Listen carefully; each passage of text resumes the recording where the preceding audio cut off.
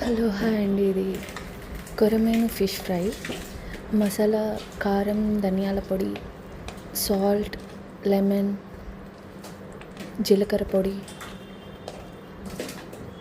కొంచెం fish fry powder అన్నీ కలిపి మిక్స్ చేసుకున్న బ్యాటర్ నేను క్లీన్ చేసుకున్న ఫిష్కి ఇలా పూసానండి. ఇలా పూసాక అట్లీస్ట్ నీట్గా గ్యాప్స్ ఎక్కడా లేకుండా నీట్గా మసాజ్ చేసుకొని ఒక సైడ్కి పెట్టుకోవాలి. అలా సైడ్కి పెట్టుకొని ఒక ½ an hour to 1 hour rest ఇస్తే కొంచెం ఫిష్కి మ్యారినేషన్ అంతా పట్టి కొంచెం టేస్ట్ బాగా వస్తుంది. ఇలా నీట్గా అన్నిటికీ పట్టించుకున్నాక ఇలా వస్తుందండి ఫిష్. చూడండి, మీకు మసాలాస్ అన్నీ నేను కింద డిస్క్రిప్షన్లో మెన్షన్ చేస్తాను. ఇఫ్ ఎనీవన్ ఇంట్రెస్టెడ్ డిస్క్రిప్షన్ ఒకసారి చెక్ చేయండి. మళ్ళీ 1 స్పూన్ ఆఫ్టర్ మ్యారినేషన్ తర్వాత 1 spoon cornflour, 1 spoon maida and green chillies and కరివేపాకు కట్ చేసి పెట్టుకున్నానండి.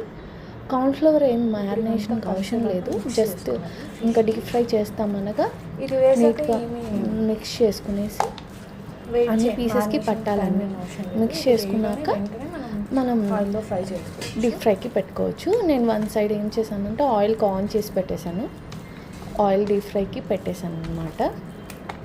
సో చూస్తున్నారు కదా, ఇలా నీట్గా మ్యారినేషన్ అవుతుంది.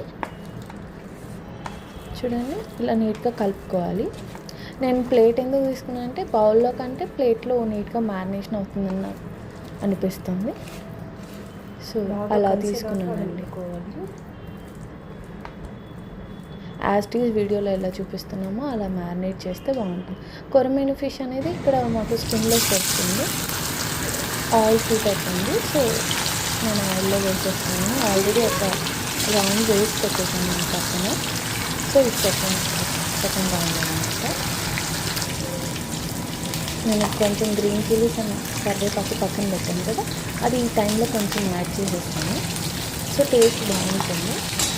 ఫ్లేవర్ అనేది నీట్గా పడుతుంది. ఒక సెకండ్ అలా కదిలించకుండా కొంచెం ఒక పక్క రోస్ట్ అయ్యాక పెట్టుకోవాలి. ఇలా గోల్డెన్ కలర్ వచ్చేదాకా మనం రోస్ట్ చేయాలన్నమాట. ఇలా గోల్డెన్ కలర్ వచ్చేస్తుంది. చూడండి, ఇలా వచ్చేసిందో నేను ఒక పక్క చేస్తుంటే ఒక పక్క అయిపోతుంది.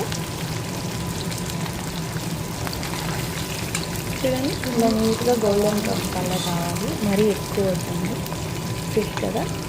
ఈ ఆయిల్ 1-2 టైమ్స్ యూజ్ చేస్తే చాలండి.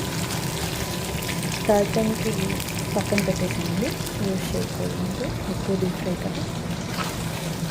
సో అంతేనండి, కొరమైన ఫిష్ ఫ్రై రెడీ. మీరు కూడా ట్రై చేసి నాకు ఎలా ఉంటుందో కింద కామెంట్ చేయండి. సో నాకు కూడా ఐడియా వస్తుంది ఎంతవరకు మీకు అందరికి కూడా సక్సెస్ అవుతుందో. నేను రెసిపీకి కావాల్సినవన్నీ కింద డీటెయిల్గా డిస్క్రిప్షన్లో మెజర్మెంట్స్ ఇస్తానండి.